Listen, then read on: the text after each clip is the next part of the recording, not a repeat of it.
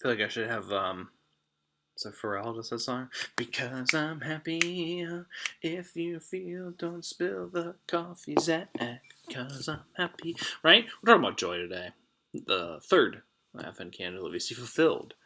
Um, so the first day I wanted to ask you what hope looked like, and I forgot. And then yesterday I wanted to ask you, I did ask you what peace looked like, but I forgot to talk about how Jesus, fulfills peace ultimately. I really hammer that home. So today I'm going to do both. First, I'm going to ask you, what does joy look like to you? Maybe it's happening right now on this Christmas holiday. We're on the 12 days of Christmas now. Uh, what does joy look like? Not just happiness, but joy. There's a difference there. Secondly,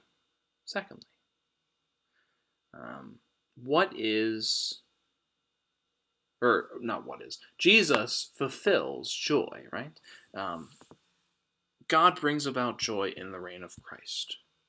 We're going to have a world without sin. No more brokenness. No more pain and suffering. No more death. That's a joyous thing. By the way, I finally got my phone to load. Joy versus happiness. Happiness, a general feeling, of pleasure, goodness. Joy is of great happiness or pleasure. Okay, so joy is like turned up to 11.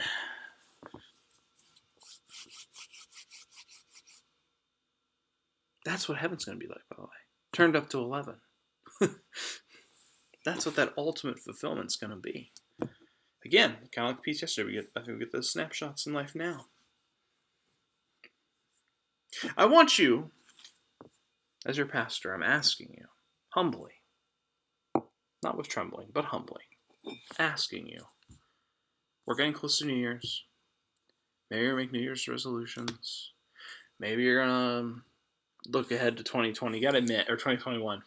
You gotta admit, if you have Facebook memories, or whatever, if you have things about being like 2020 is gonna be my year, posts, kind of funny. Anyway, maybe it was your year, because that's what I want to ask you, humbly, as your pastor. When were you filled with joy this year? Don't answer me right now. Think about it throughout the day. This year, in the words of the Grinch, was a toadstool sandwich. Had to get Christmas ref in there.